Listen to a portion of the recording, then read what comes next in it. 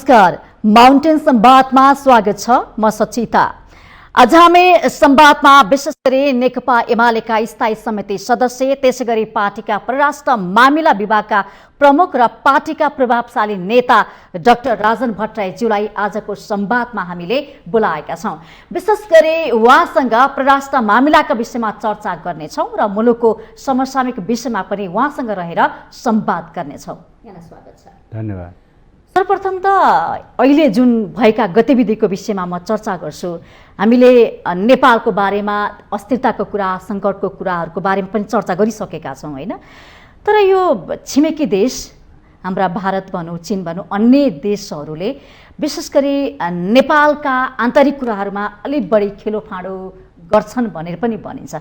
त्यो त्यस सँगसँगै यो यसैको सन्दर्भमा के जोड्छु भने भर्खर मात्र चिनियाका जुन हुनुहुन्थ्यो उहाँ लिउ नेपाल भ्रमण गर्नुभयो। उहाँले यो भ्रमण चाहिँ अलिकति कम्युनिस्टहरूको विभाजनमा केन्द्रित छ, अलिकति बढी चिन्तित छ भनेर पनि यसलाई विश्लेषण गरे। खास के हो यो भ्रमणको बारेमा अलिक प्रश्न पारिदिनुहोस् न। यो उहाँको विदेश विभागको प्रमुखमा नवनियुक्त भइसकेपछि नेपाल भ्रमण गर्नुभएको हो र एक किसिमको परिचयात्मक भ्रमण हो। हजुर। चिनिया कम्युनिस्ट पार्टीको अथवा सरकार छ चीनमा, उसले राज्य टु राज्य सम्बन्ध राख्छ। सँगसँगै चिनिया कम्युनिस्ट पार्टीको विदेश विभागले अन्तर्राष्ट्रिय रूपमा संसारका सबै पार्टीहरूसित विचार मिल्ने नमिल्ने सबै खाले पार्टीहरूसित सम्बन्ध राख्ने गर्छ र उनीहरू सायद मलाई लाग्छ संसारकै सबैभन्दा व्यवस्थित पार्टी टु पार्टी रिलेसनमा र डाटा सिस्टम राख्ने पार्टीका रूपमा चिनिया कम्युनिस्ट पार्टी पर्छ। उहाँ नवनियुक्त भइसकेपछि छिमेकी मुलुकको अवस्थाका बारेमा जानकारी लिनका लागि आउने कुरालाई हामीले अन्यथा रूपमा लिनु हुँदैन। हामीले भ्रमणलाई नै हस्तक्षेप भन्न थाल्यौँ भने त कोही पनि आउँदैन र हामी कहीँ पनि जानु हुँदैन। त्यस हुनाले पहिलो हामीले यो कुरा बुझ्नुपर्छ। दोस्रो, अहिले हामी जुन अवस्थाबाट गुज्रिरहेका छौँ र खास गरी एउटा अपेक्षा हाम्रो अन्तर्राष्ट्रिय समुदायको के थियो भने हामीले नयाँ संविधान ल्याइसकेपछि, संविधान जारी भएर त्यो संविधान अन्तर्गत निर्वाचन भएपछि अब नेपाल एउटा स्थिर राजनीतिको बाटोतर्फ उन्मुख भयो भन्ने विश्वास गरिएको थियो। राजनीतिक स्थिरता हरेक समाजको स्थायित्वका लागि आवश्यक कुरा हो। त्यो राजनीतिक स्थिरताको बाटोतर्फ उन्मुख भयो भनेर विश्वास गरिरहेको मुलुकमाथि अचानक जुन खालको एउटा अस्थिरता ल्याउने काम भयो र त्यसलाई पनि अदालतलाई प्रयोग दुरुपयोग सबै गरेर निर्वाचित प्रधानमन्त्रीलाई हटाउने, संसदले निर्वाचित गर्नुपर्ने प्रधानमन्त्री अदालतले तोकिदिने जस्ता एकदमै विकृतिपूर्ण र विसङ्खलित खालका गतिविधि भए।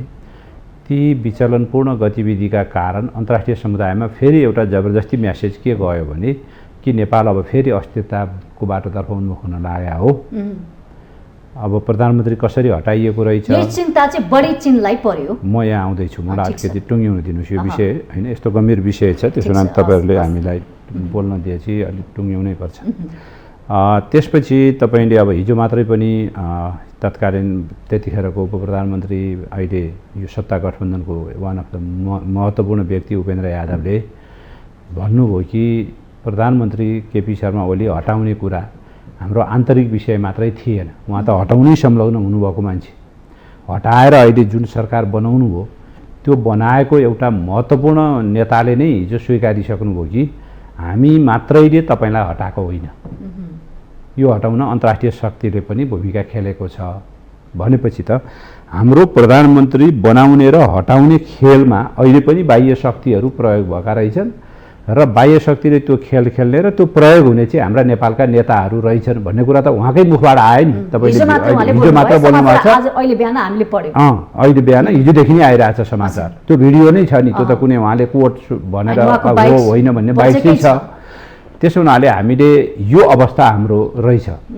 यो अवस्थामा अन्तर्राष्ट्रिय रूपमा त्यसपछि यो सरकार बनेपछि यसले लिएका केही निर्णय विवादास्पद, चाहे एमसिसीकै कुरा गर्नु, चिठी एउटा लेख्ने, बाहिर सडकमा मान्छे उतार्ने, एसपिपीकै चर्चा गर्नुहोस्, युक्रेनमा भोटिङको कुरा गर्नुहोस्, अर्थात् नेपालले आधारभूत रूपमा हिजो लिआएका मान्यताहरू, असंलग्नता, न्युट्रालिटीका कुराहरू, हामीले हाम्रो भूभाग अरूका विरुद्ध प्रयोग हुन दिँदैनौँ भन्ने कुराहरू हजुर र हामी सबै मित्र राष्ट्रहरूको हितमा हुन्छौँ, तिनीहरू मैत्रीपूर्ण सम्बन्ध राखेर जान्छौँ, अहितमा काम गर्दैनौँ भन्ने जस्ता हाम्रा विदेश नीतिका आधारभूत कुरामाथि यो सरकार आएपछि आशंका जन्मिने एकपछि अर्को घटनाहरू भए। यो सरकार आउनैका लागि विदेशीको चलखेल अनि आइसकेपछि पनि जुन खालको मतलब चाहिँ गतिविधि र निर्णयहरू यसले लिइरहेको छ त्यसले एउटा आशंकापूर्ण अवस्था जन्माएको छ।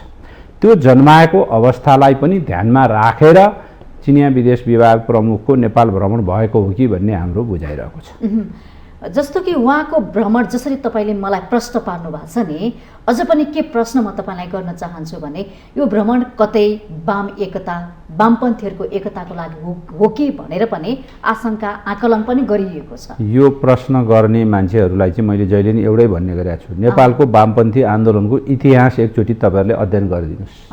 कम्तीमा नेकपा एमालेको इतिहास अध्ययन गरिदिनुहोस्। नेकपा एमाले हिजो यहाँ आन्दोलन गर्दाखेरि पनि यहाँको अवस्थामा आफू स्वतन्त्र हिसाबले आन्दोलन गरेर आएको पार्टी हो।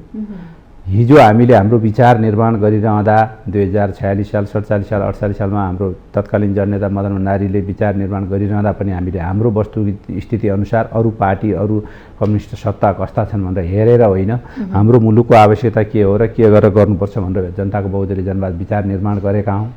हामीले त्यतिखेर मार्क्सवादी र माले दुईटा पार्टी मिल्दाखेरि पनि हामीलाई कसैले मिलाइदिएको होइन, हामी आफै मिलेका हौँ। माओवादीसित हिजो हामी उनीहरू हिंसात्मक द्वन्द्वमा हुँदा हाम्रो द्वन्द्व थियो, हामीले विरोध गऱ्यौँ, हाम्रा कार्यकर्ता मारे उनीहरूले, त्यसकोमा हाम्रो दूरी थियो। जब उनीहरू शान्ति प्रक्रियामा आए, शान्ति प्रक्रियामा आएर संविधान मानेर कानुनी राज्यको पालना गरेर अगाडि जान्छौँ भन्ने कुरा स्वीकारिसकेपछि हामी नजिक भएका हौँ। नजिक भएर हामीले चुनाव संयुक्त रूपमा लड्ने निर्णय गऱ्यौँ। निर्णय गरेर एकता पनि गर्ने निर्णय गऱ्यौँ। त्यो पनि हामी हाम्रै कारणले मिलेका हौँ। पछि उनीहरू त बाह्य शक्तिको खेलाडी भएका रहेछन्। अब अहिले त हिजोबाट त त्यो कुरा उहाँहरूकै सत्तासीन पार्टीकै नेताले बोलिदिनु भयो, हामीले बोल्दा त तपाईँहरूको आरोप हो भन्ने हुन्थ्यो होला नि। तर सत्तासीन नेताले नि हिजो बोलिदिएपछि के भयो त अब भनेर भन्दा उहाँहरू विदेशी शक्तिको गोटी बनेर आफ्नै पार्टीको प्रधानमन्त्री हटाउन र आफ्नै पार्टीका नेतालाई कारवाही गर्न लाग्नुभएको रहेछ। त्यसो हुँदा के कारणले हाम्रो मत विभाजन भएछ?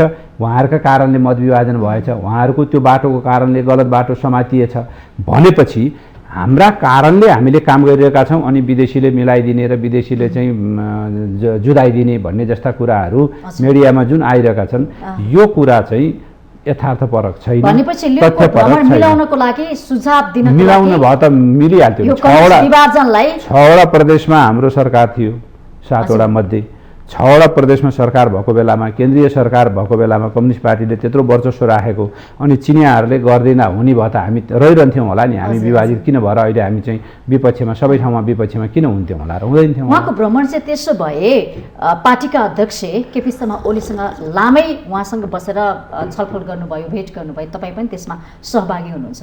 विशेष केमा केन्द्रित हुनुभयो त? उहाँको एजेन्डा मुद्दा चाहिँ के थिए त? द्विपक्षीय सम्बन्धमा नेपाल चीन सम्बन्धलाई कसरी राम्रो बनाउने, चीनले गरिएको अभूतपूर्व विकासबाट नेपाल पनि त्यही विकासको बाटोमा हिँड्न चाहिरहेको छ।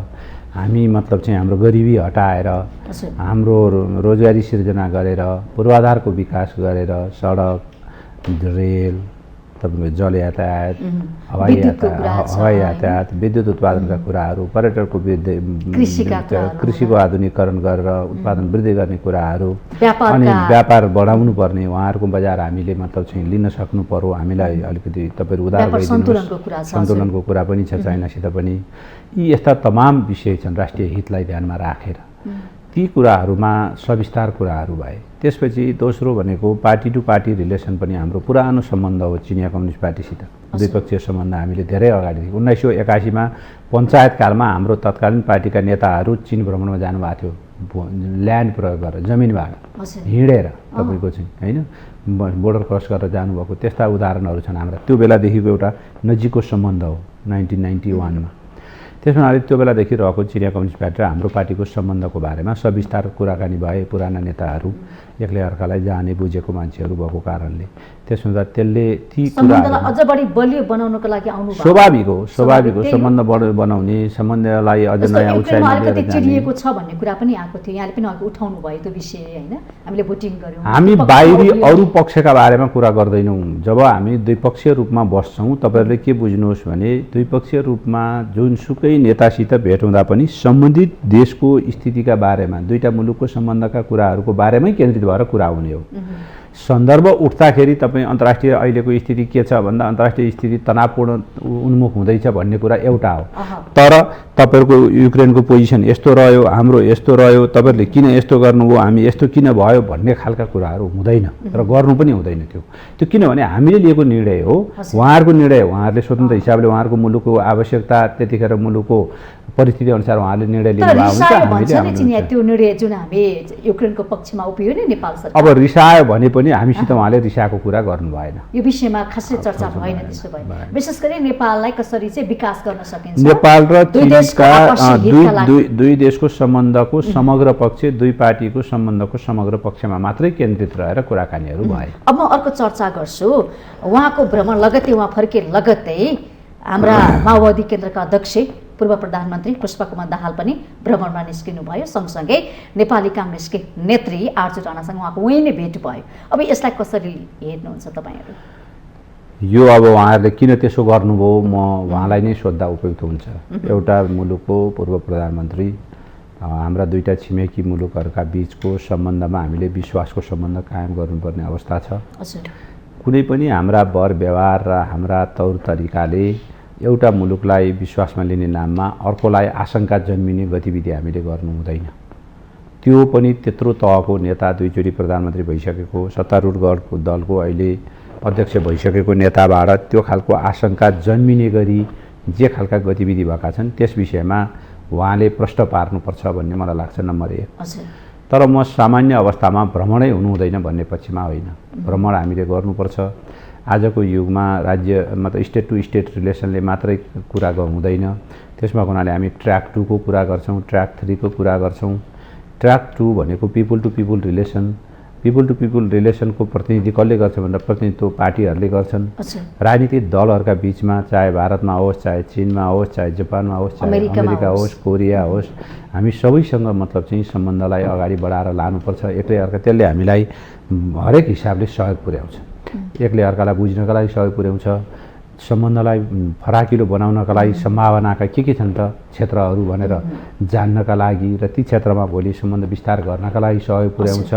र त्यसै गरी आजको परिवेश अनुसार हिजो हामीले लिइरहेका कतिपय नीति परिवर्तन गर्नका लागि पनि त्यसले सहयोग पुर्याउँछ। र राजनीतिक नेतृत्वका बिचमा हुने कुरालाई अन्यथा मान्नु हुँदैन। तर कुन बेला गर्ने, कस्तो बेला गर्ने, अनि विदेशी भूमिका गएर आन्तरिक कुरा गर्ने नगर्ने भन्ने जस्ता कुरा चाहिँ त्यो सम्बन्धित व्यक्तिले निर्धारण गर्ने कुरा हो। ऊ व्यक्तिमा यदि मतलब चाहिँ देशभक्तिपूर्ण भावना कुरा काट्न थालिसकेको अवस्था छ के अहिले हेर्ने हो भने आरजुसँग जब भेट गर्नुभयो उहाँले के हुन लागेको हो? अब त्यो त उहाँहरूको आउने ब्याकग्राउन्ड नै त्यही रहेछ। उहाँकै सत्तासीन गठबन्धनले को नेताले हिजो जुन काठमाडौँमा अभिव्यक्ति दिनुभयो, उपेन्द्र यादवले जे कुरा हिजो बोल्नुभयो सत्य कुरा बाहिर ल्याइदिनु भयो। त्यो सत्य कुरा त उहाँहरू यहाँको वस्तुगत अवस्था, देशको आवश्यकता, त्यसअनुसार सरकार बनाउने र विघटन गर्ने ठाउँबाट चल्नुभएको त होइन रहेछ। उहाँहरू त विदेशीहरूको भूमिकामा चल्नुभएको हुनाले अब विदेशी भूमिमा गएर उहाँहरू दुईटा नेता पार्टीका नेता, अब अहिले सबैलाई थाहा छ नि त, नेपाली कङ्ग्रेस भनेको शेरबहादुर देउवा जसकोले चाहिँ 80% पार्टीको केन्द्रीय समितिलाई कमान्ड गर्नुहुन्छ, अनि शेरबहादुर देउवालाई पनि कमान्ड गर्ने चाहिँ म्याडम हुनुहुन्छ भन्ने त अब सबैले जगजाहेरै छ। अब त्यस्तो व्यक्तित्व र अब त्यो पछिको सत्तारूढ घटक भनेर चिनेका जल्दा बल्दा पुष्पकमल दाहाल प्रचण्ड, उहाँहरूको भेट चाहिँ देशभित्र नभएर बाहिर अरू कसैलाई साक्षी राखेर गर्नुपर्ने जुन अवस्था उहाँहरूले बनाउनु भएको छ, अब त्यसको बारेमा नेपाली जनताले आफैले मूल्याङ्कन गरून्। यो खालको चलखेल, यो खालको गतिविधिलाई हामीले अब नेपाली जनताले यसका बारेमा जवाफ माग्नुपर्छ उहाँहरूसित र उहाँहरूले जवाफ दिनुपर्छ। यदि उहाँहरू देशको त्यो सत्तासीन पार्टी भइरहने हो र त्यो जिम्मेवारीमा रहिरहने हो भने उहाँहरूले यस्ता खालका चलखेल र गतिविधिहरूका बारेमा आफूले गरेका, त्यो पनि विदेशी भूमिमा गएर गरेका गतिविधिको जवाफ दिनुपर्छ। भनेपछि यो भ्रमणबाट हामीलाई फाइदा हुने देख्नुहुन्छ कि देख्नुहुन्न? के छ, उपलब्धि होला के प्रगति उपलब्धि त तपाईँ यत्रो विवाद 1950 को सन्धिको कुरा पनि उठाउनु त्यो त उठाउने उठाउने कुराको त्यो जायज कुरा उठाएको कुरामा हाम्रो कुनै आपत्ति हुने कुरै भएन। 1950 सन्धिको विषयमा इपिजीको प्रतिवेदन बुझ्नुपर्छ भन्ने कुरामा उहाँले उठाएका कुराप्रति हाम्रो त्यसमा असहमति हुने कुरो भएन। तर जे अरूमा आन्तरिक मामलासित जोडिएर यति धेरै विवादित आउने स्थिति बन्यो, यो नबनाउनु पर्थ्यो उहाँहरूले भन्ने हाम्रो भनाइ हो। हामी भारतसित राम्रो सम्बन्ध कायम गर्न छौँ, तर त्यो सम्बन्ध के का आधारमा हो भन्दा दुईटा स्वतन्त्र सार्वभौमसत्ता सम्पन्न मुलुकका बीचमा पारस्परिक हितका आधारमा, पारस्परिक सम्मान र समानताका आधारमा हाम्रो सम्बन्ध कायम हुनुपर्छ। यहाँ चाहिँ नि हाम्रा निश्चित आन्तरिक मामलामा कसैले पनि हामीलाई दखल दिनु हुँदैन। त्यो निर्णय गर्ने क्षमतामा नेपाल छ, गर्न पाउनुपर्छ। नेपाली जनता सार्वभौम बनेका छन्, सार्वभौम जनताले निर्वाचित गरेको हामीसित संसद छ। सार्वभौम जनताको बीचमा गएर हामीले हाम्रा राज्यका निकायहरू निर्माण गरेर अगाडि बढेका छौँ हामीले बनाएको संविधान अनुसार। त्यो अनुसार हामीले चल्ने कुरामा अरू मुलुकहरूसित के भन्छन् र कसो गर्छन् भनेर चासो राख्ने विषयले त्यो चाहिँ गम्भीर त्रुटि हुन्छ। विगतमा त्रुटि भएरै हामी बिग्रिएका छौँ। अब फेरि हामी त्यो बाटोतर्फ यो मुलुकलाई लान खोजेका हौँ भने म दुःखका साथ भन्छु, यो मुलुक धेरै दुःख पाउने स्थितिमा जान्छ। आजको विश्व परिवेश, आजको क्षेत्रीय राजनीतिको परिवेश हिजो जस्तो छैन। प्रतिस्पर्धा तीव्र बनेको छ। हाम्रा नजिकका छिमेकीहरूका बिचमा पनि प्रतिस्पर्धा सुरु भएको छ। हामी एकातिर ढल्किएको भूराजनीतिक अवस्था, हामी एकातिर ढल्किएको, एउटाको पक्ष लिइरहेको जस्तो आभास आउने गतिविधिले अर्को सशङ्कित हुने र अर्को सशङ्कित भइरहँदाखेरि हाम्रो आन्तरिक स्थितिमा, हाम्रो स्वतन्त्रतामा दखल पुग्ने स्थिति छ। यस्तो गम्भीर र संवेदनशील ठाउँमा रहेर, संवेदनशील बेलामा रहेर अनि हामीबाट जुन खालको बचकना र आफ्नो स्वार्थका लागि, सत्ता प्राप्तिका लागि, सत्ता टिकाउनका लागि आउने चुनाव कसरी लड्ने भनेर त्यो पनि नेपाली जनताले फैसला गर्ने ठाउँमा नगएर अरू कसैलाई साक्षी राखेर गर्ने खालका गतिविधि हामी जे भएका हुन् जस्तो आशंका अहिले जुन जन्मिरहेको छ जनमानसमा, यो गम्भीर त्रुटि छ यसमा र यसले अप्ठ्यारो स्थिति उत्पन्न गराउने स्थिति छ। त्यसो भएको हुनाले एउटा अवसर छ। अब म यो निराशाताको मात्रै कुरा गर्दिनँ, नेपाली जनतासित एउटा अवसर छ। अब त्यो अवसर भनेको आउने निर्वाचन। आउने निर्वाचनमा नेपाली जनताले यो विदेशी चलखेल को पक्षमा रह्यो, को विपक्षमा रह्यो, किन हिजो मतलब चाहिँ प्रधानमन्त्री 5 वर्षलाई निर्वाचित भएको प्रधानमन्त्रीलाई हटाउनका लागि विदेशीको बुई चढेर, घोडा चढेर नेताहरूले आफ्नै पार्टीको सभापति र आफ्नै पार्टीको प्रधानमन्त्रीलाई हटाउन लागेछन्। ती कुराहरू चिनेर त्यस्ता शक्तिहरूलाई दण्डित गरे भने नेपालले एउटा सही बाटो समात्ने छ। होइन यो निर्वाचन पनि तपाईँको चाहिँ उस्तै खालको भयो अनि सिङ्गो मिडिया जगत पनि यी गम्भीर विषयहरूलाई गम्भीर ढङ्गले नढिकन हल्काफुल्का व्यक्तिका टिप्पणीका आधारमा, आफूलाई मन पर्ने र नपर्नेका आधारमा चलेर हिँड्ने स्थिति भयो भने हामी धेरै जान सक्छ। हामी अप्ठ्यारो स्थितिमा जान्छौँ। पृथ्वीनाथ शाहले देश दुई ढुङ्गा जुन तरुलको हो भनेर जसरी चर्चा गर्नुहुन्थ्यो नि, तर अहिले पछिल्लो समय हेर्ने भने कहिले उत्तर कहिले दक्षिणतिर ढल्केको भनेर हामी यसलाई पनि यसरी लिन्छौँ। के हो खास ढल्किएको भन्ने कुरा र यथार्थ के हो भन्ने कुरा हामीले यो बताइदिनुहोस् न तपाईँ। म तपाईँलाई के भन्छु भने हामीले सबैलाई एउटै ठाउँमा राखेर उस्तै भए भनेर व्याख्या गऱ्यौँ भने सबैभन्दा अरू सबै खराब, म मात्रै राम्रो भन्ने अर्थमा पुग्छौँ। हजुर, हाम्रो देशको वस्तुगत अवस्था अनुसार कसले कुन काम कति गरे, कुन उचित गरे, कुन अनुचित गरे त्यो हेरिदिनुपर्छ, त्यसको मूल्याङ्कन गर्नुपर्छ। त्यसो गर्नकै लागि नै हामीले लोकतान्त्रिक व्यवस्था ल्याएका हौँ। हरेक 5 वर्षमा सरकारले गरेका कामको मूल्याङ्कन गर्ने जनस्तरबाटै होस् र त्यो जनस्तरबाट गरिएको मूल्याङ्कनका आधारमा मत दिउन् उनीहरूले र त्यो मतका आधारमा सरकार बनोस् र त्यसले अर्को 5 वर्ष चलाओस् भन्ने हो। हामीले के गरिरहेका छौँ भने हामी लोकतान्त्रिक व्यवस्थामा सबै पार्टी उस्तै हो। ल बेठिक सबैले गरेका छन् भने पनि त कसैले बढी गरे होला, कसैले कम गरे होला। अनि बढी गर्ने र कम गर्नेका बिचमा नि फरक हुँदैन, संसारमा त हुन्छ। तर हामीकोमा त्यो हामीले गर्न छोडेका छौँ। खास गरी राष्ट्रियताको मामलामा, हाम्रो मतलब चाहिँ वैदेशिक सम्बन्धका मामलामा हामीले लिइरहेका अडानहरू धेरै टाढा जानै पर्दैन। म तपाईँलाई टनकपुर सन्धिमा हामीले सन् 1990, 91, 92मा लिएको कुराको अथवा हामीले के अरे 1950 को ट्रिटीलाई सबभन्दा पहिला प्रधानमन्त्री मनमोहन अधिकारीले गएर विषय उठाएको कुरा, या कालापानीमा भारतीय सेना छन् भनेर वर्तमान हाम्रो प्रधानमन्त्री अध्यक्ष केपी शर्मा ओलीले आफू संसदीय दलको नेता हुँदाखेरि ल्याएको प्रतिवेदनको कुरा जस्ता कुराहरूको इतिहासतिर जान्न। अहिले पछिल्लो तपाईँ संविधान जारी गर्दाखेरि जुन खालको हस्तक्षेप हुन खोजेको थियो त्यसको विपक्षमा सशक्त हिसाबले कसले उभियो? संविधान जारी भइसकेपछि प्रधानमन्त्री हुने हाम्रो एउटा समझदारी कङ्ग्रेसको प्रधानमन्त्री छोडेर नेकपा एमाले हुने कुराको र केपी ओली हुने कुरालाई विरोध गरेर फेरि कङ्ग्रेसको उम्मेदवार बनाएर केपी ओलीलाई रोक्ने कामको कसले अगुवाई के अरे कहाँबाट सञ्चालित भयो? नाकाबन्दी कहाँबाट भयो? अनि नाकाबन्दी पछि तपाईँको चाहिँ हामीले पार्वन तथा यातायात सन्धि गर्ने बित्तिकै भारत भ्रमणमा नेताहरू गएर यसै गरी अहिले जसरी मतलब चाहिँ एक खालको देखिन्छ त्यहाँ होइन मतलब चाहिँ साक्षी राखेर त्यहाँ चाहिँ ताम्र तुलसी जपेर आउने खालको व्यवहार देखिरहेको छ। त्यही व्यवहार 2000 तपाईँको चाहिँ 73 सालमा पनि 74 सालको सुरुमा पनि यो देखिएको थियो। 74 सालको सुरुमा जब तपाईँको चाहिँ 73 सालमै हो, 73 सालमा जब हामीले पार्वन तथा यातायात सम्झौता गऱ्यौँ चीनसँग र अब कहिले पनि नाकाबन्दी नलाग्ने स्थिति बनायौँ, त्यो कुरा चित्त बुझेन अनि यहीँका मान्छे प्रयोग गरेर केपी ओलीको सरकार हटाइयो। प्रचण्डले फिर्ता लिए सरकारको समर्थन। त्यही कुरा तपाईँको चाहिँ हामीले जब चुच्चे नक्साको जमिन हाम्रो हो, त्यहाँ त भारतीय सेना बस्नु हुँदैन, फिर्ता हुनुपर्छ भनेर दाबी गऱ्यौँ र उहाँले हिजो आफू संसदीय दलको सभामुख के अरे संसदीय विभागको प्रमुख हुँदाखेरि 2055 सालमा दिएको प्रतिवेदनमाथि उभिएर त्यो भूभाग दाबी गर्नुभयो। त्यो भूभाग दाबी गरे बापत अब उहाँलाई सजाय दिनुपर्छ भनेर यहीँका मान्छे प्रयोग भएर सत्ताबाट हटाइए।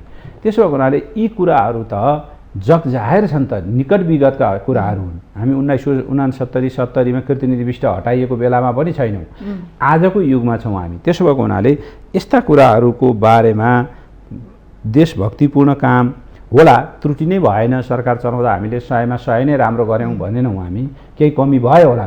तर ती कमीसित तपाईँले राष्ट्रहितका पक्षमा, विकासको बाटोमा, समृद्धिको बाटोमा, सुशासनको बाटोमा गरेका प्रमुख कुराहरू ओझेलमा पार्ने गरी हामीले जुन ढङ्गका अभिव्यक्ति र त्यसलाई सामान्यकृत गरिरहेका छौँ, यो कुरा चाहिँ गम्भीर कुरा हो एउटा।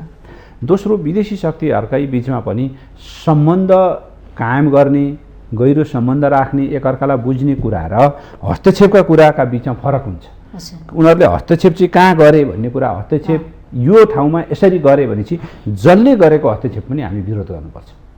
त्यो चाहिँ दक्षिणबाट होस् या उत्तर होस् या अरू टाढाको मतलब चाहिँ शक्तिशाली मुलुकहरूले हुन् या सानै मुलुकले हाम्रो बारेमा चाहिँ गरेका टिप्पणी हुन्, ती हस्तक्षेप नै हुन्छन्। त्यो हस्तक्षेपको जसुकै जुनसुकै आधारमा गरे पनि विरोध गरिनुपर्छ।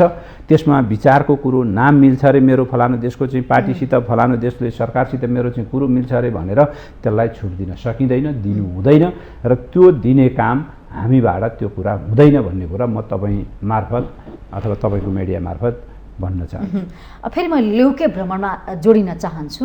उहाँको भ्रमणपछि नेपाली राजनीतिक दलभित्र जस्तो कि तपाईँहरूबाट चोइटेर फुटेर आउनुभएका माधव कुमार नेपाल अलि नरम अनि प्रचण्ड चाहिँ अलिक गरम बन्नुभयो भन्ने चर्चा भएको छ, के हो खास? अब त्यो त उहाँहरूलाई सोध्ने कुरा सोध्नुभयो तपाईँले मलाई। हामीले कुनै के समस्या आयो जब तपाईँ यो यस्तै मतलब चाहिँ सतही कुरा गर्नुहुन्छ अनि त्यसपछि समस्या हुन्छ कि? समस्या कहाँ आयो?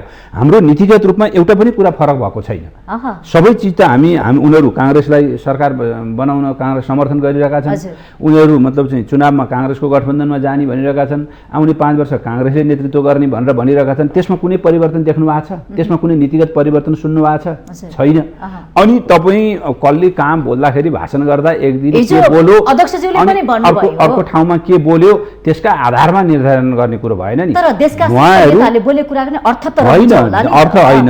तपाईँले के बुझ्नु पर्यो भने नीतिगत रूपमा उहाँहरू अहिले पनि कङ्ग्रेसलाई अगुवा बनेर नाम कम्युनिस्ट पार्टी राख्ने, नाम वामपन्थी भन्ने, तर काम जति दक्षिणपन्थीको गरिरहनु भएको छ। हिजो हाम्रो अध्यक्षले पनि भन्नुभयो त, तपाईँ पहिला त्यो दक्षिणपन्थी तपाईँहरूको वर व्यवहार निर्णय नारायण काजी श्रेष्ठलाई उहाँले भन्नुभयो, नामी तोकेर भन्छु, समाचारमा भन्नुभएको छ उहाँले। हो, त्यसो भएको हुनाले पुच्छ नबन्नुस्। त्यसो हुनाले मेरो भनाइ के हो भने त्यो निर्णय जे कुरा मतलब चाहिँ तपाईँले जहाँ जोडेर भन्न खोज्दै हुनुहुन्छ नि, मेरो भनाइ चिनियाहरू आएपछि यस्तो भयो भन्ने कुरासित चाहिँ मेरो असहमति तपाईँसित भन्न खोजेँ कि चिनियाहरू आएपछि जनताले पाउनुपर्ने सूचना हो र विज्ञहरूको जुन समाचार आयो नि, चिनिया आइसकेपछि चिनिया आइसकेको छैन। यस्ता कुरा त हिजो पनि भएका थिए नि, हामीले तपाईँहरू काङ्ग्रेस छोडेर आउनुहोस्, काङ्ग्रेसको मतलब चाहिँ समर्थन गर्ने कुरा छोड्नुहोस् अनि छलफल गर्न सकिन्छ। अलिक चिन्तित छ है नेपालको यो विभाजन, कम्युनिस्टहरूको विभाजन प्रति अलिक बढी चाहिँ अलिक चासो। चिन्तित त्यति छ भनेर तपाईँलाई चिनियाहरूले भने अब त हामीलाई थाहा भएन हजुर। होइन, चिनियाहरूले हामीलाई त्यस विषयमा कुराकानी गरेका छैनन्, त्यो चाहिँ तपाईँहरूसित आएर चिनियाहरूले भने भए त्यस विषयमा अब हामीले भन्ने ठिक कुरो छ। मेरो एउटा के प्रश्न छ भने यो वाम एकता सम्भव छ कि छैन? अहिले छैन। वाम तत्काल एकता छैन। अहिले वाम एकता सम्भव छैन, किनभने जति बेलासम्म उहाँहरू कङ्ग्रेसको प्रधानमन्त्री, कङ्ग्रेसलाई नेता मानेर र आउने चुनाव समेत कङ्ग्रेसको नेतृत्वमा गर्ने र कङ्ग्रेसले समाजवाद ल्याइदिन्छ भन्ने बाटोमा हुनुहुन्छ, त्यो कुरामा उहाँहरूभित्र परिवर्तन नआएसम्म वाम एकता सम्भव छैन। भनेपछि अब आगामी निर्वाचनमा तपाईँहरू कसरी अगाडि बढ्नु तयारी के छ? हाम्रो तयारी, हाम्रो नेकपा एमाले अहिले पनि देशको सबैभन्दा प्रमुख पार्टी हो। नेकपा एमाले अस्ति स्थानीय चुनावमा पनि सबैभन्दा धेरै मत ल्याएको हो। त्यसो भएको हुनाले हामी हाम्रै खुट्टामा उभिएर चुनावमा जान्छौँ। हामी हाम्रो देशव्यापी जुन कार्यकर्ता पङ्क्ति छ, समर्थक, शुभेच्छुक, मतदाता पङ्क्ति छ, उहाँहरूलाई परिचालित गरेर धेरैभन्दा धेरै मत हाम्रो पक्षमा पार्ने गरी हामी तयारीमा जान्छौँ। तपाईँले भन्नुभयो हाम्रो पार्टी पहिलो पार्टी हो भनेर, तर स्थानीय तहको नतिजालाई हेर्ने भने दोस्रो पोजिसनमा झार्दियो होइन? तपाईँले मत पनि त हेर्नुपर्छ होला। प्रतिशतलाई हेर्ने भने के बढेको छ भन्नुहुन्छ तपाईँहरू? हो, बढेको छ। पहिलो पार्टीको कुन छ प्रतिशतको हिसाबले, पपुलर मतको हिसाबले कुन पार्टीले सबभन्दा तपाईँहरू दाबी गर्नुहुन्छ कङ्ग्रेस दाबी गर्छ? त्यो त अब तथ्य त निर्वाचन आयोगसित गएर लिनुपर्छ। मैले त्यसमा कङ्ग्रेसले दाबी गरेका कुरालाई अब उसले मत कम ल्याउने दाबी गर्नेलाई त्यही हो भन्नुहुन्छ भने त मेरो भन्नु केही छैन। तर 74 सालमा जसरी तपाईँहरूले एउटा किल्ला गाड्नु भएको थियो नि, पटक पटक जितेको ठाउँमा पनि यसपटक पनि नेपाली काङ्ग्रेस लगायतका अन्य दलले जित्यो, धेरै ठाउँ पराजय भोगेको छ क्या नेकपा एमाले। त्यो त तपाईँलाई म के भन्छु भने एक्लै लड्ने र मिलेर लडेकाहरूका बिचमा फरक भइहाल्छ। भनेपछि गठबन्धनको दबदबा प्रभाव परेको हो? गठबन्धनको प्रभाव पर्यो, केही ठाउँमा परेकै हो नि त। त्यो त हाम्रो एक्लै मत हो, उहाँहरूको गठबन्धनको मत हो। धेरै पार्टी मिलेर एकजनासित लड्न आउँदा 5 जना मिलेर एकजनालाई ढाल्छु भन्दा त स्वाभाविक रूपमा त्यसको असर पर्छ। उहाँहरूले त हामीलाई निमित्तान्य नै पार्छौँ भनेका थियौँ। हामी करिब 89 सिटमा 88 सिटमा हामी कम भयौँ। त्यो 88 सिटमा कम हुनका लागि उहाँहरू 5 वटा पार्टी मिलेर आउनु पर्यो हामीसित, त्यही हो भएको अहिले। त तपाईँले ढक र किलोको पनि लेखाजोखा गर्नुभएको थियो, त्यो हिसाब किताबमा अझ पनि आउँछ? स्वाभाविक हो। चुनावमा तपाईँले त हामी हार्छौँ भनेर चुनावमा कोही पनि जाँदैन, जित्छौँ भनेरै जाने हो। अहिले पनि हामी जित्छौँ प्रदेश केन्द्रमा नि के छ स्थिति? हामी जित्छौँ भनेरै जाने हो। हार्छु भनेर लडाइँ, चुनाव भनेको किसिमको लडाइँ हो। लडाइँमा म हार्दैछु भनेर हात उठाएर लडाइँमा गइँदैन, लडाइँमा जित्ने भनेर गइन्छ। हाम्रा लागि त झन् जित्ने आधार बलियो छ। रणनीति के छ त? जित्ने रणनीति? जित्ने रणनीति जनताको जनमत हाम्रो पक्षमा, हामीले गरेका कामहरू, हामीले लिएका अडानहरू, हामीलाई अहिले कसरी हटाइएको रहेछ, हामीले 5 वर्ष किन पुरा गर्न पाएनौँ, यो देशमा अस्थिरता ल्याउनका लागि कारक को रहेछन्, तिनीहरू अहिले पनि ती तत्त्वहरू खेलाडी बनेर जसरी अहिले चाहिँ देखिरहेका छन्, तिनीहरूलाई परास्त नगरेसम्म मुलुकको स्वाधीनता, मुलुकको मतलब चाहिँ सार्वभौमिकता, स्वतन्त्रता जोगिने रहेनछ। त्यसो भएको हुनाले यी शक्तिहरूलाई परास्त गर्नुहोस् र हामीलाई विजय गराउनुहोस्, यिनै कुरा बोकेर जान्छौँ। एमालेलाई फेरि पनि किन जिताउने? एमालेलाई फेरि पनि 74 मा जितायो, मतको सम्मान गर्न सकेन, अपमान भयो।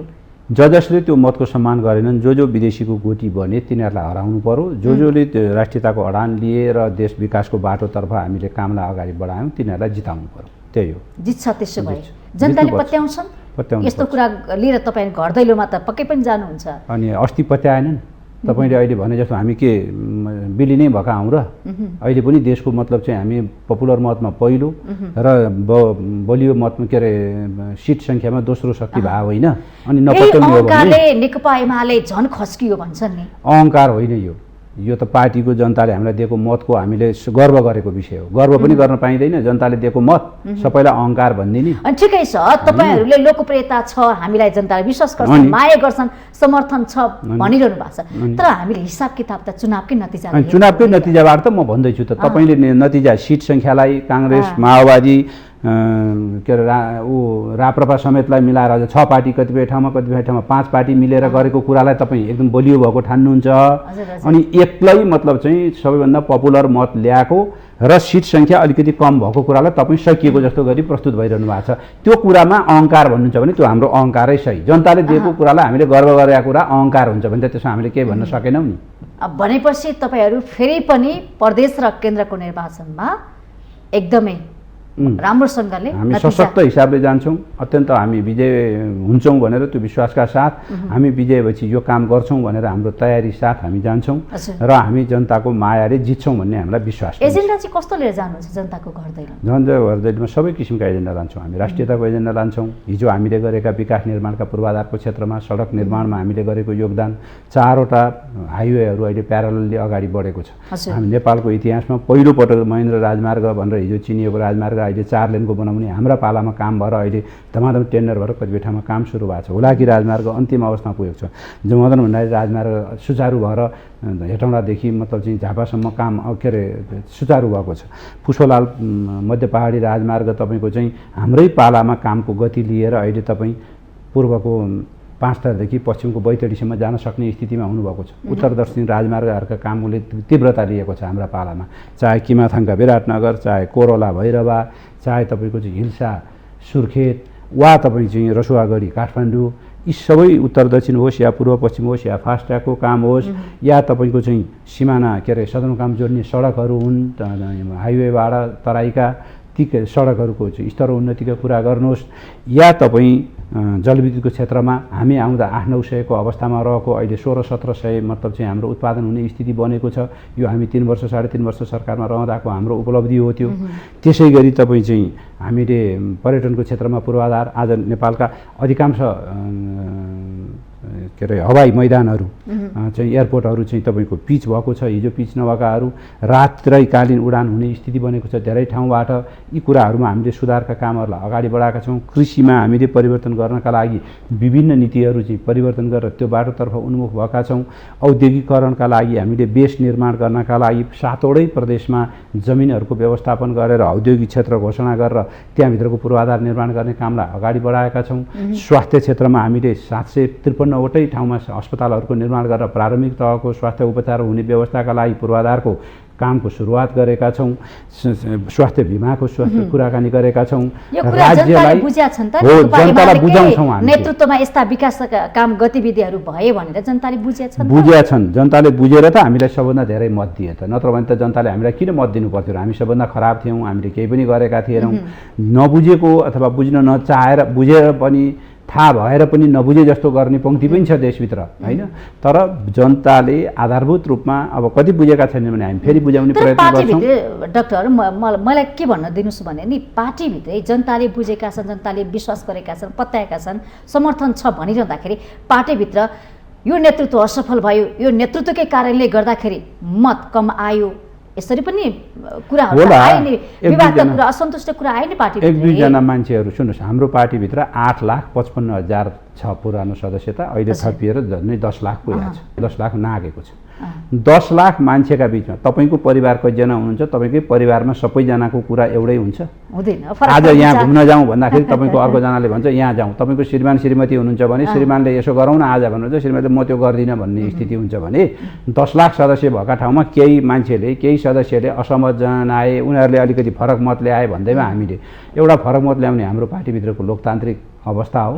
त्यो दोस्रो फरक मत ल्याउन पाउनुपर्छ भनेर लडेर आएका हौँ हामी। त्यसो भएको हुनाले त्यसलाई अप्नाउन चाहन्न। कहाँ कारबाही कसलाई कारबाही? अनुशासनको कारबाही कुरा पनि उठ्यो नि त। अनि उठ्यो, कहाँ उठ्यो? कसले गर्यो? गरेको कुरा आउनुहोस् न तपाईँ। कुरो उठ्यो पत्रिकामा, कसले लेख्यो, एउटाले के भन्यो, त्यसका आधारमा सबैको जवाफ दिएर हिँड्न सकिन्छ? सबैको जवाफ दिएर हिँड्न सकिँदैन। हुन्छ नि, त्यो पनि त अर्को मत हुन्छ नि, त्यो पनि त अर्को मत हुँदैन। यस्तो कुरा बोल्नु हुँदैन, उहाँले बोल्नुभयो यो कुरा बोल्नु हुँदैन भने अर्काले बोल्न चाहिँ पाउँदैन। ठिक छ, त्यो कुरालाई अन्यथा भन्ने हामीले भन्न यति मात्र खोजेको विगतका दिनमा पार्टीभित्र यस्तै खालका अन्तर्विरोध भएर अन्तर्विरोध हुन्छ। पार्टीहरू भनेकै त्यसैका लागि हो। अन्तर्विरोध हुन्छ, फेरि त्यसको समाधान हुन्छ। अन्तर्विरोध एकदमै चर्किएर विभाजनमा पुग्छ, फेरि तिनीहरू मिल्छन्। पार्टी सिस्टम जब तपाईँले अपनाउनुहुन्छ भने बेलायतमा हेर्नुहोस् 300-400 वर्षको इतिहास छ, अमेरिकामा हेर्नुहोस् 200-300 वर्षको इतिहास छ, इन्डियामा हेर्नुहोस् 50-60 वर्ष के अरे 75 वर्षको इतिहास छ। त्यहाँ फुट्ने, टुट्ने, विवाद हुने, झगडा हुने, फेरि उसलाई कारवाही गर्ने, फेरि फर्केर आउने, यस्तो चलिरहन्छ। फेरि मिल्ने यो हामीले पार्टीगत सिस्टम नबुझेको हुनाले हामी अलि बढी नै यसमा तरङ्गित भएका छौँ। भनेपछि यस्ता खालका गतिविधिले त अस्थिरता निम्ताउँछ हो। अस्थिरता निम्ताउन नदिनका लागि जनताले त्यस्ता अस्थिरता ल्याउने को हुन्, अस्थिरता नल्याउने को हुन् र सही निर्णय लिन सक्ने, सही विचार लिन सक्ने को हो भनेर जनताले छुट्याइदिनुपर्छ। मतदानमा जनताले मतदानमा छुट्याइदिएपछि ती मान्छे आफै किनारा लगाएर जान्छन्।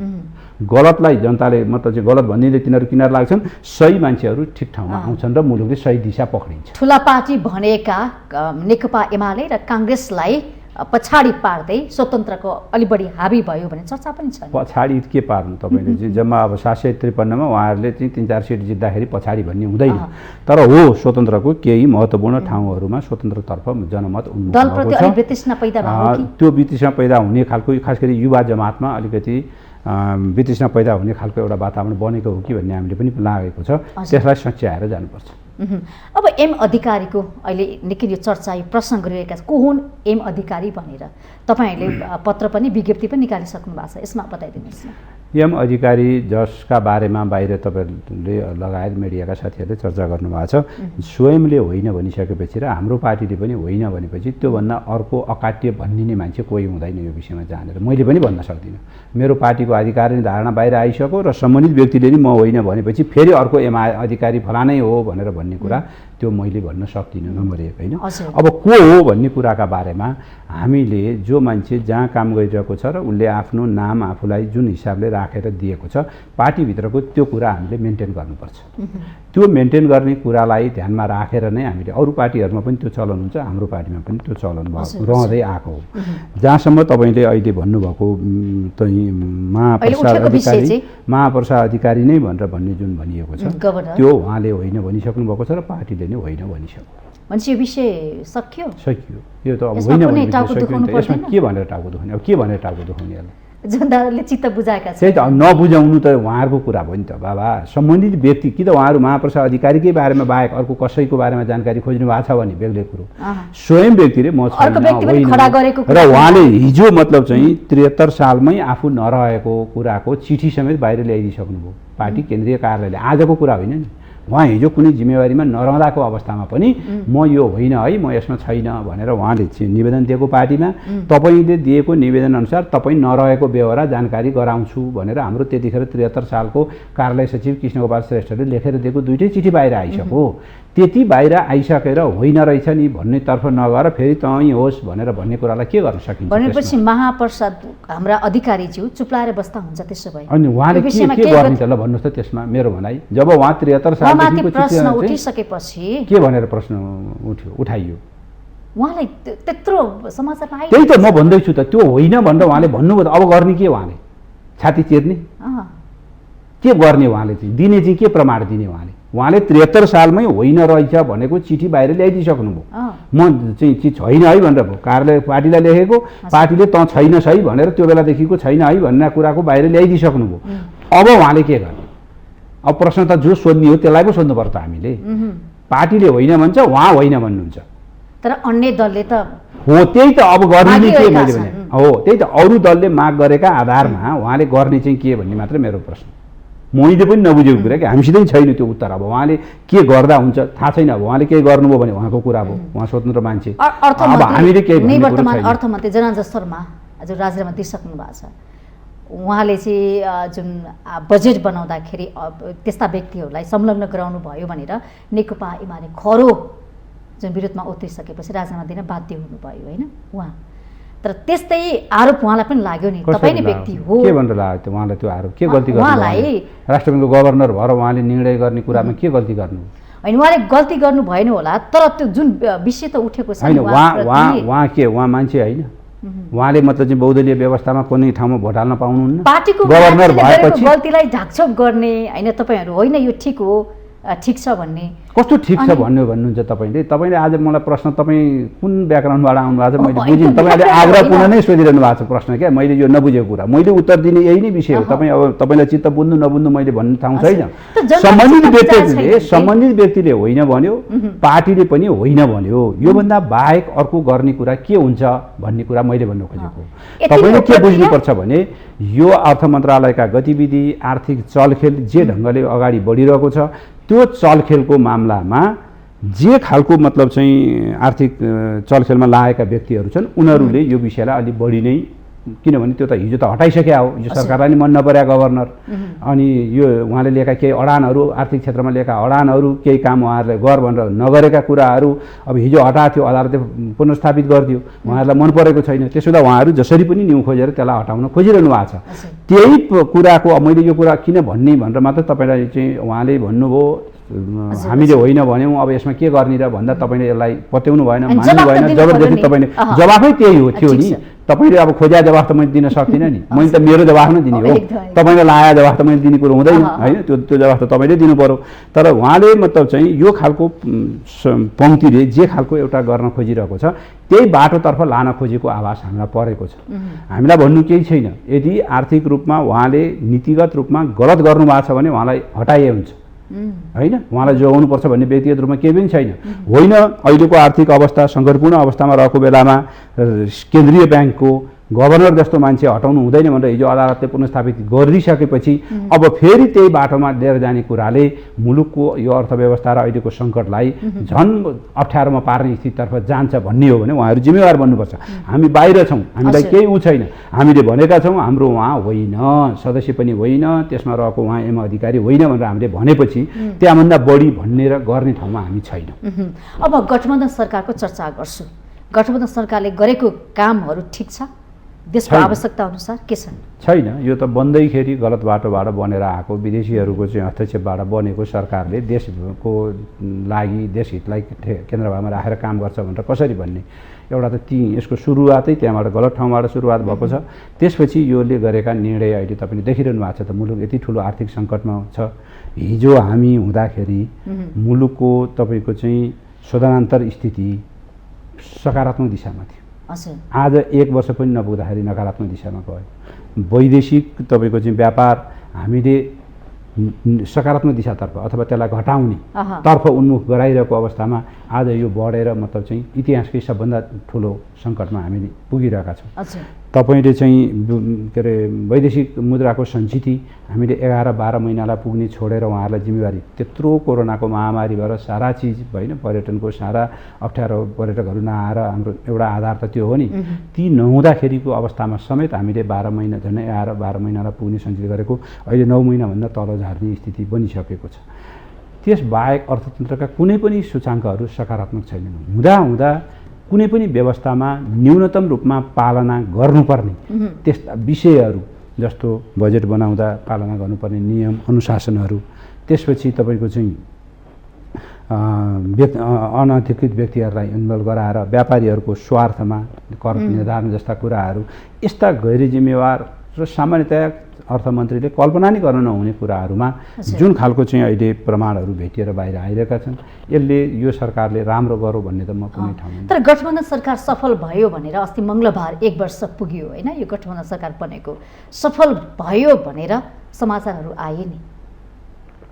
बनाउनेहरूलाई त अब आयो कि म असफल छु, म असफल भएँ भनेर त सरकारमा हुनेले किन भन्छ र? भन्दैन नि, उसले त सफलै भन्छ। तर परिणाम के भएको छ, दैनन्दिन तपाईँले के भोगिरहनु भएको छ, के देखिरहनु भएको छ, त्यो कुराले नै मतलब चाहिँ सकारात्मक भन्ने लाग्ने हो। आम जनमानसले कसरी लिइरहेको छ, महँगी बढेको बढै छ, उपभोग्य वस्तुहरूको मैले अघि नै भनिहालेँ मतलब चाहिँ अहिले आयात र निर्यातको बिचमा यो खालको सङ्कट उत्पन्न भएको छ। अब श्रीलङ्काको बाटोतर्फ नेपाल गयो भनेर एक ढङ्गले मतलब चाहिँ मान्छे भन्न थालिसकेका छन्। त्यस्तो सङ्कट उन्मुख बनिरहेको अवस्थामा हामीले सफल भयौँ उनीहरूले भने, अनि त्यही हो भनेर अब कसरी पत्याउनु? उहाँहरूले भन्नुभएको छ कोभिडको बारेमा, कोभिडमा हामीले धेरैलाई खोप दिएका छौँ, त्यो अर्थमा सफल। र अर्को कुरा, जसरी यो सरकार बन्यो नि संविधानको रक्षाको लागि, लोकतन्त्र बचाउनको लागि खडा भएको यो गठबन्धन सरकार हो, यस अर्थमा यो गठबन्धन सरकार सफल छ। कोभिडको खोप पर्याप्त मात्रामा पुग्ने गरी हामीले नै अर्डर गरेर भदौसम्ममा सबै आइसक्ने गरेर हामीले असारमा हामीलाई हटाइएको, त्यति बेलाको तथ्याङ्क हेरे हुन्छ, अरू केही हेर्नै पर्दैन। हामीले चीनबाट, अमेरिकाबाट, अनि युरोपियन युनियनमा, युके हुँदै युरोपियन युनियनबाट, अनि कतिपय जापानबाट त्यो खोपहरू लिएर आउनका लागि इन्डियाबाट लिएर आउने जुन खालको प्रबन्ध गरेर सबै नेपालीलाई खोपको व्यवस्था गरेको। जहाँसम्म संविधानको रक्षा भन्ने हो भने यो सरकार आइसकेपछि एकपछि अर्को मुलुकको परराष्ट्र नीतिमा जुन किसिमको विचलन आएको छ इतिहासमै अहिलेसम्म नभएको विचलन अहिले यो सरकार आएपछि देखिएको छ। त्यसै गरी तपाईँको चाहिँ के अरे राज्य सञ्चालनका मामलामा एकपछि अर्का विवादास्पद नियुक्तिहरू, पैसा खाएर नियुक्ति गर्ने, सुशासनका मामलामा अहिले पैसा नबुझाइ केही पनि नहुने, प्रहरी नियुक्तिकै उदाहरण गर्नुहोस्, आइजिपी नियुक्तिमा के भयो, डिआइजी नियुक्तिमा के भइरहेको छ, एआइजी नियुक्तिमा के भइरहेको छ। अब यस्ता कुराहरू मान्छेले चाहिँ नहेरेर उनीहरूले हामी सफल भयौँ, संविधान जोगायौँ यो भने त्यसो हुँदा ल पत्याइदिनु पर्ने भनेर लाग्ने हो भने त भन्नु केही छैन। भनेपछि पूर्ण रूपमा असफल छैन। यो सरकार जुन बाटोबाट यसले मुलुक र जनतालाई हित गर्छ। तपाईँ एउटा कुरा के ख्याल गर्नुहोस् भने जम्मा 23 सिट 275 के अरे 165 प्रत्यक्षतर्फ निर्वाचित भएकोमा जम्मा 23 सिट जितेको पार्टीको सभापति प्रधानमन्त्री हुनुहुन्छ।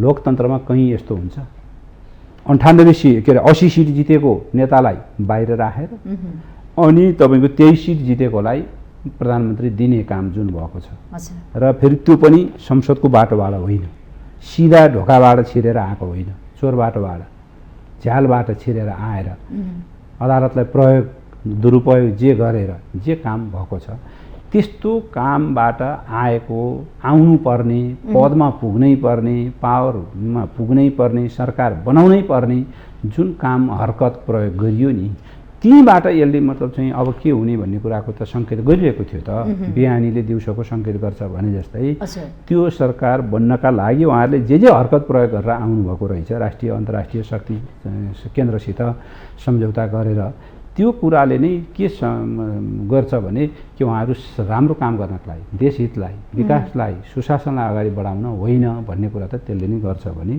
अहिले 1 वर्षको परिणामले ती सबै कुरा त बाहिर ल्याइदिइसकेको छ त। तर यो गठबन्धन सरकार त 5 वर्षमा जान्छ भनेर नेताहरूले भन्न थाले नि। कस्तो 5 वर्षमा जान्छ भने चुनाव पछि पनि यो गठबन्धन गरि नै रहने भन्ने कमिसन नेताले भन्न थाले। हैन भन्नु त के भयो र भन्न त पाइहाल्यो नि, भन्न किन नपाउनु। 5 वर्ष होइन 50 वर्षै जान्छु भन्ने नि पाइहाल्यो नि, भन्ने कुराको लागि केही यो आवश्यकता छैन है। यस्तो यो खालको प्रवृत्तिलाई तपाईले दिइरहनु भयो भने मुलुक सही दिशामा जान्छ त। ल मान्नुहोस् अहिले जुन खालको सङ्कट चुलिएको छ अर्थतन्त्रमा जस्तो श्रीलङ्काको त्रास हामी फैलाइरहेका छौँ, मुलुक चाहिँ श्रीलङ्काको गन्तव्यतिर दिशातिर उन्मुख भइरहेको है भने त्रास त फैलिरहेको छ। त्रास फैला होइन नि, तथ्य के छ? तथ्य तपाईँको श्रीलङ्काको वैदेशिक मुद्राको सञ्चिति तपाईँको चाहिँ 2 वर्ष अगाडि हाम्रो भन्दा राम्रो थियो, अहिले हामी जहाँ छौँ त्यो भन्दा राम्रो थियो। व्यापार घाटा उसको हाम्रो भन्दा कम थियो, वैदेशिक व्यापार घाटा तपाईँको चाहिँ के अरे रेमिट्यान्सदेखि लिएर अरू सबै सूचकहरू सकारात्मक थियो। त्यस्तो अवस्थामा 2 वर्षमा पुग्दा नपुग्दा ऊ जुन ठाउँमा पुग्यो हामी त्योभन्दा खराब अवस्थाबाट अहिले गुज्रिरहेका छौँ। अनि हामीमा गम्भीरता छैन, त्यसलाई सुधारेर कसरी जाने भन्ने कुराको गम्भीरता छैन। उल्टो जिम्मेवारी लिएका मान्छेहरू तपाईँको चाहिँ व्यापारीहरूसित मिलेर एक खालको मतलब चाहिँ र प्रधानमन्त्रीकै छोरा स्वयं चाहिँ व्यवसायमा संलग्न भएर करको दायरा निर्धारण गर्ने जस्ता कामहरू भइरहेका छन्, हेरफेरका कुराहरू भइरहेका छन् र विश्वासको सङ्कट चुलिएको छ। यस्तो अवस्थामा तपाईँ हामीले कसरी कल्पना गर्न सक्छौँ कि यो हुँदैन ल अब एकदम ढुक्कका साथ बसे हुन्छ भनेर सत्तामा बस्नेहरूले भनिदिएका आधारमा हामी त्रास फैलाएको होइन नि। यो त्योतर्फ हुनु खोजेको छ, जान सक्छौँ है, सतर्क हुनु पर्यो भने पो त।